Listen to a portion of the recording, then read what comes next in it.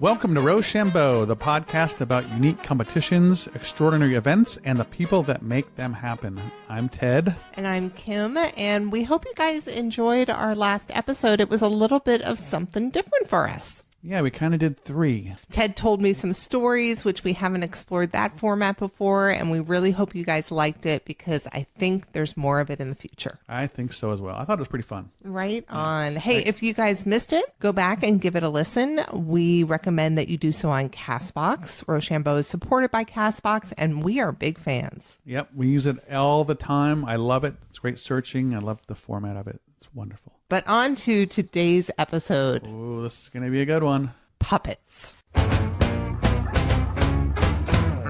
I've been making puppets since I was 4 years old. My little creature has a really long tail with some little tentacly legs at the other end. The puppet I made, his name is Dregs. He's just a stuck, angry, bitter bartender. It's fur and EVA foam and green foam and just a whole bunch of other stuff. It's like a mixture of like excitement and terror. This is going to be the most unique competition ever. Okay. Because it never existed before the one that we found out about and got to interview people for. And it will more than likely never happen again. Really? Yeah, it was a one-off. This happened during DragonCon 2018. And they have different tracks at DragonCon. Once again, DragonCon is a pop culture, sci-fi, crazy costume convention that happens Labor Day weekend in Atlanta, Georgia, our hometown.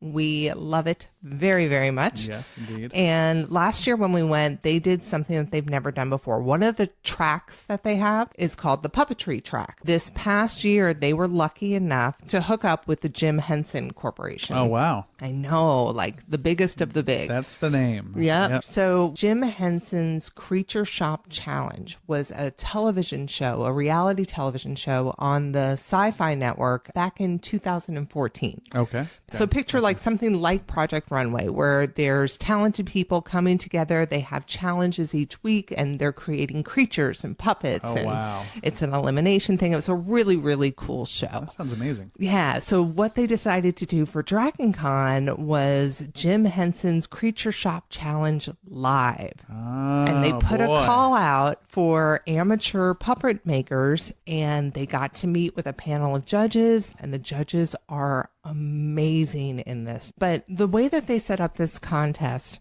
was people had to come with a fully made creature, and they didn't tell them what topic or what theme they were looking for until about 26 days before. So they did not have much time to build these. Okay. And when they finally sent out the qualifying letter, they told them that their creatures needed to fit into the world of Farscape. Are you familiar with Farscape? I should be more familiar with it as a sci-fi nerd, but I know it somewhat, and I've watched some of it. It was a good one. It has a lot of creatures in it. Yes, It is a Jim Henson production, and it is totally, totally sci-fi. It was on from 1999 till 2003, also on the Sci-Fi Network. I had never really watched it before either, but after seeing this competition live, Sean and I came home, and he immediately bought the DVDs. Oh, yeah? And we just kind of plowed through them, and Nice. there's just some beautiful, beautiful work in there. Yeah, I remember the creatures being pretty amazing in that. Yes, Yeah. very, very much so. So that's the main backdrop of this specific competition is everything needs to fit into the world of Farscape, and they really wanted people to develop a backstory for their creature. Okay. So it's more than just designing and coming up with this great idea for a creature. You have to have the story behind it and be able to make it look real and have a personality and all that. All of it. Woo, right? All right. So to set the scene for you, we are in one of the smaller conference rooms at one of the hotels that's hosting DragonCon. The 3 judges are set up at a table with a screen in front of them. And then on the other side of the screen, there's like 5 to 10 people running around with their puppets waiting to be seen by the judges. And then after the judges see each of them, there's going to be a live performance for everyone at DragonCon where they're going to judge them in front of everyone. Oh, wow. Yeah. To start out, I went to the room where they were meeting with the judges for the first time, and I myself got to meet the judges. Oh, super cool. My name's Kirk Thatcher, and I worked with the Henson Company for the last 30-odd years. I was a creature designer, and I was a judge on the Jim Henson creature design contest, so I guess that's why they have me here. And I helped develop Farscape, so I'm uniquely suited for this, yeah. Absolutely. And so when you were a judge on the TV show and then for this competition, what do you guys look for? Well, it's probably a couple categories. One is just originality, like the design, what's the creature, what is the story of this creature, because that informs what it looks like. And then also the craftsmanship, how it's built, what it's built of, and the verisimilitude of something looking real, because it's not a Muppet. Right. It's a Farscape thing, so it has to have a more creature shop look to it. So I think those are the things, at least I'll be looking for. That's great. Thank you very much. Thank you. I'm Brian Henson. I'm a judge of this contest. I was a producer of the original TV series. So this is our live Creature Shop Challenge, where we have basically contestants who are going to show us their creatures that have been inspired by the world of Farscape, which is one of the worlds that we created. And yes, we are the panel of judges. That's fantastic. And so what are you looking for today?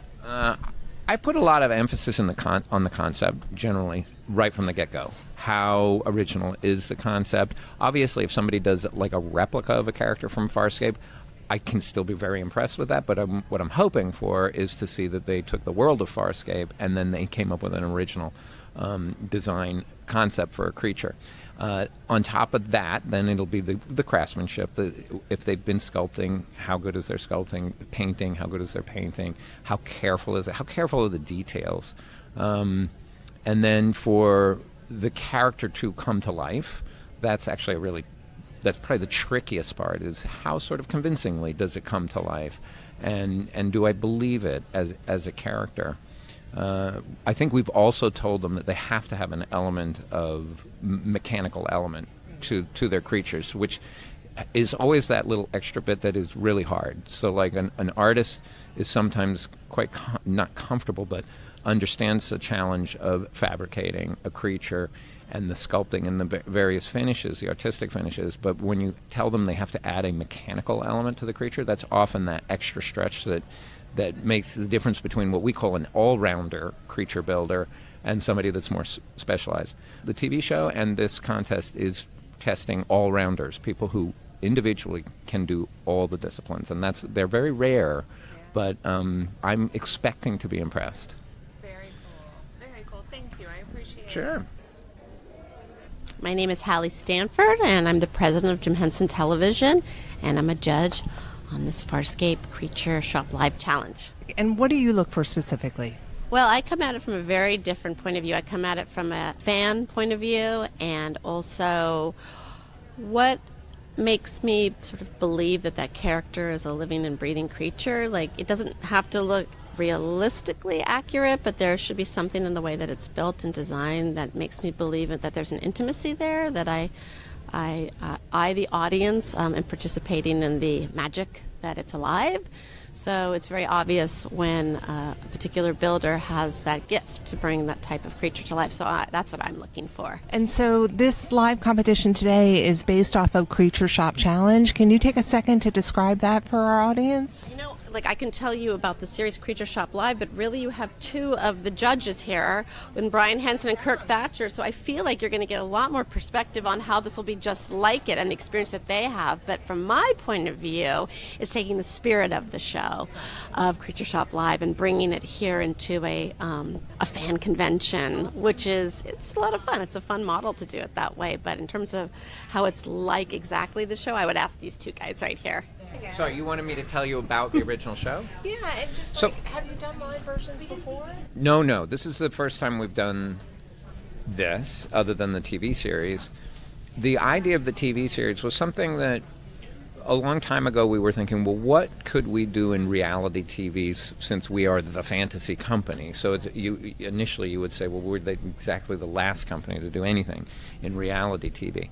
But we centered on two basic skill sets that are pretty extraordinary and quite rare. One is the puppeteers, and the puppeteers who perform characters. It's a rare skill to be very good at it.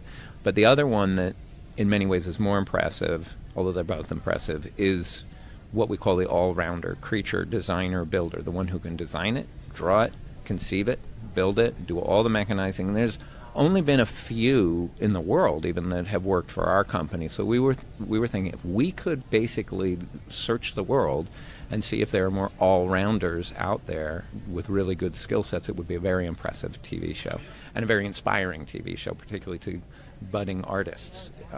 So that was the show, and we did work with 12. How many did we start with? 12, Kirk? 12 all-rounder artists, and they were all fantastic. And then we worked down, by the time we were down to the last 3, they were all so good. And we did hire the winner, but honestly, we could have hired all 3. They were great. How do you envision the competition today breaking down? Well, I hope it doesn't break down. If it does, it's my fault.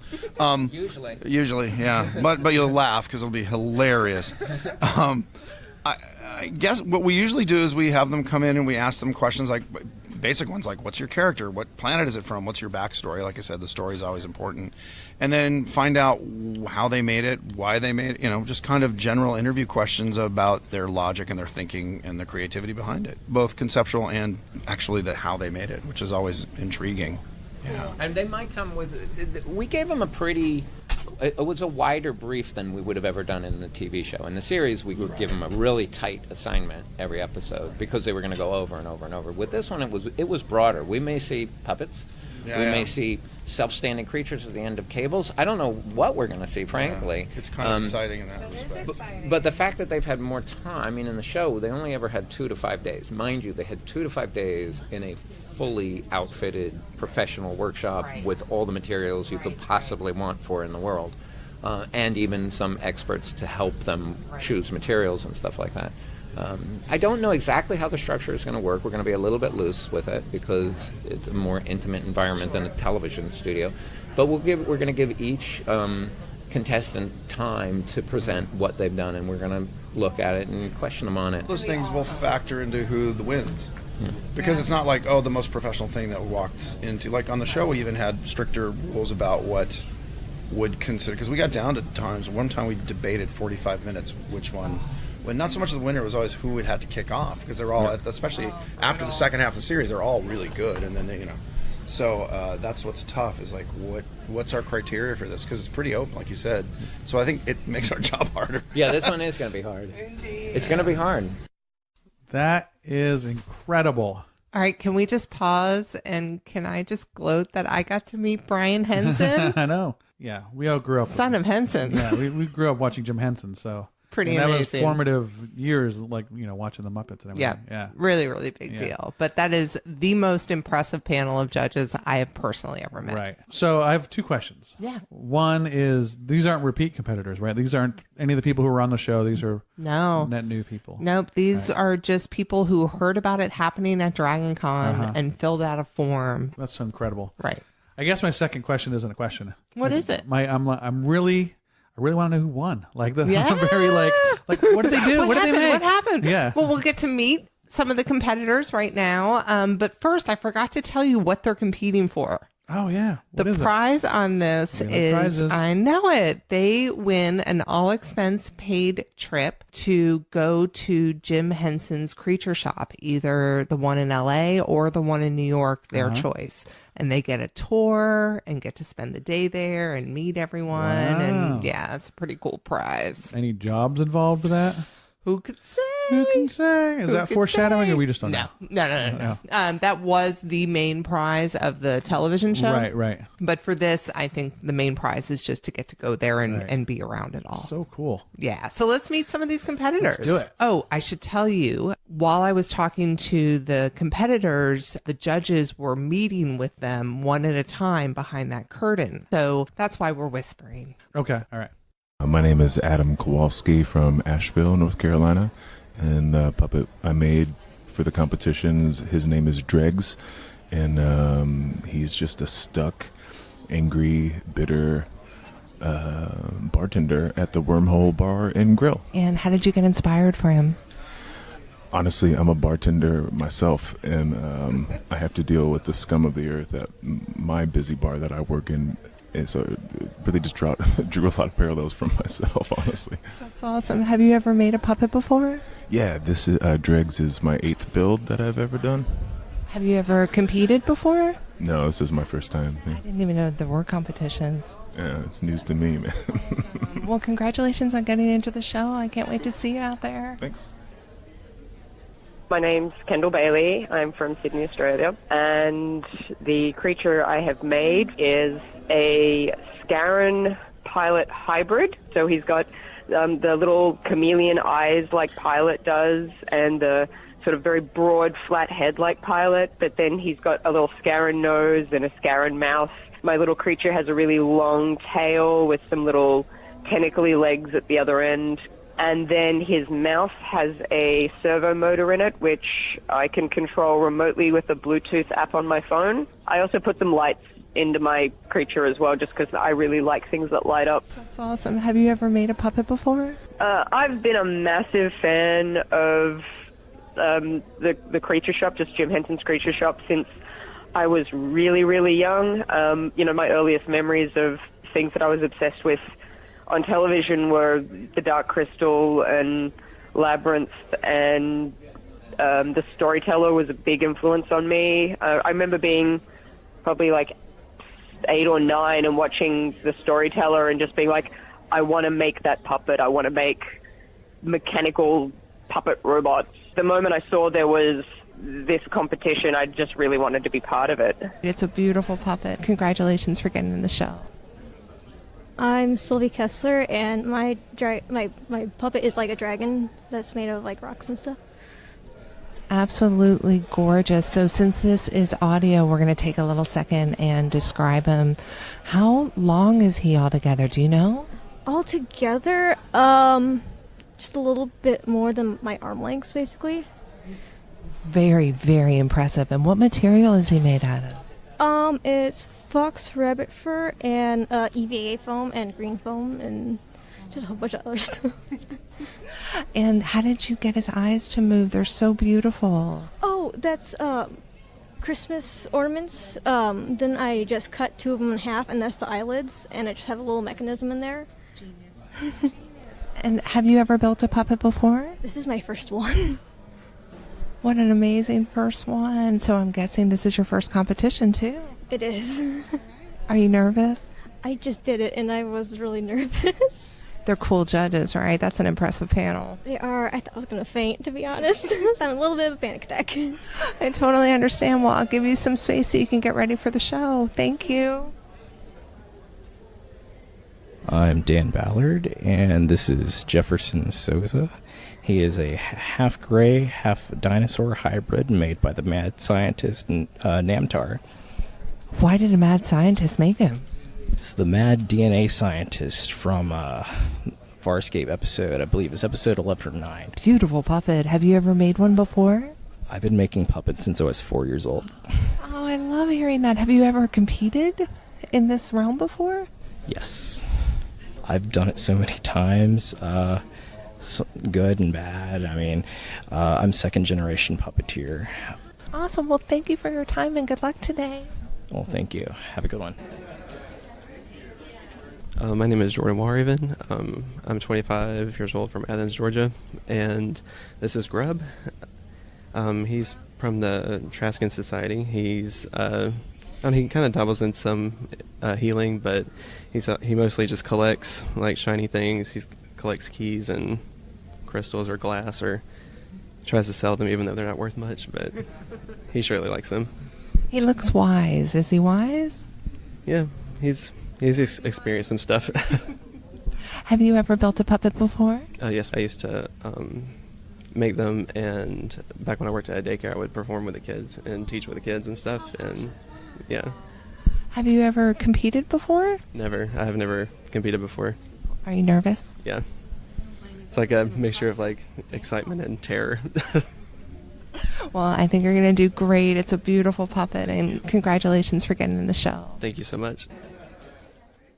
That is so great. I wish I could see these dudes. I know. They were so sweet. And we do have pictures on RochambeauPodcast.com. That's right. Yeah. So everyone that we talked to, actually, there's a wonderful picture of them. And I can't wait for you guys to see the creations that these people made. They were so talented. Did you get an idea of how long it took them to make these? I think every person that joined me on mic had taken the full amount of time that they were given. Okay. Yeah, which I think was 26 days. Yeah, wow. Not much. Not much. No. You know, considering it's not their jobs, they probably go to school or have a full-time job and, Right. you know, labor of love like this podcast. Yeah, and like the one contestant had a Bluetooth app to control it. I know. Yeah. I know. That is Kendall. Okay.